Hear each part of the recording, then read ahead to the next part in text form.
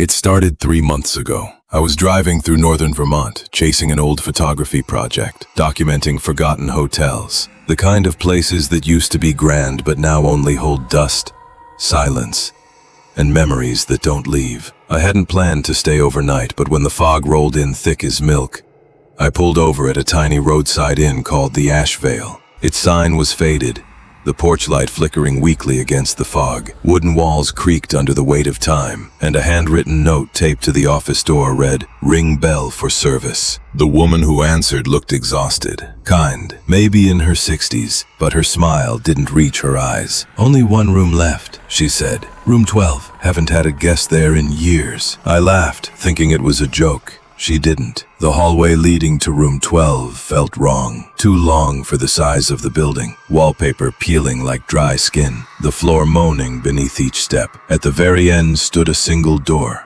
slightly open. The air was colder there. Inside, the smell hit first. Dust, perfume, and something damp. There was only one decoration on the wall, a massive, framed portrait of a woman. Victorian dress, pale skin, eyes black as wet ink that seemed to shimmer under the flickering bulb. A brass plaque beneath read, "Eleanor Whitby, 1892.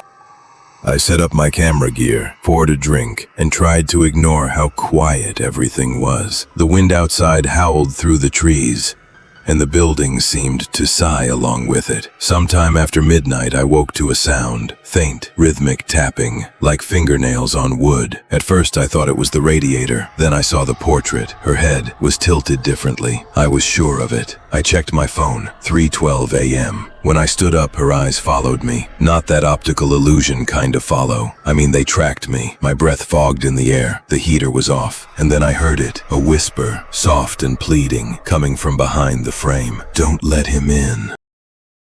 The next morning, I told the innkeeper. She froze when I mentioned the portrait. Her hands shook as she poured coffee. "Eleanor Whitby," she said quietly. She was the owner's wife, died in that room waiting for her husband to come back from war, but they never found her body. She hesitated. "People say she still waits, in the walls." I laughed it off, but when I checked the back of the painting, I found the wood was newer, nailed over like something had been sealed inside. When I tried recording, my camera battery, fully charged, drained to 0 in seconds. That night, the tapping returned, louder this time, and it wasn't coming from the wall anymore. It was under the bed. I shined my flashlight beneath. Nothing but dust and an old pair of heels. But the portrait's glass reflected something else. A figure standing behind me. A woman's silhouette. Hair hanging over her face. Hands pressed against the inside of the frame. Then, with a long metallic scrape, one of the nails slid out of the wood. A gray, slender hand began to push through. I stumbled back, slammed the door and ran into the hall. The corridor lights flickered, every bulb buzzing in rhythm with my heartbeat. When I reached the front desk, the old woman was gone. The clock behind her counter read 3:12 again, the exact same time as before. It hadn't moved.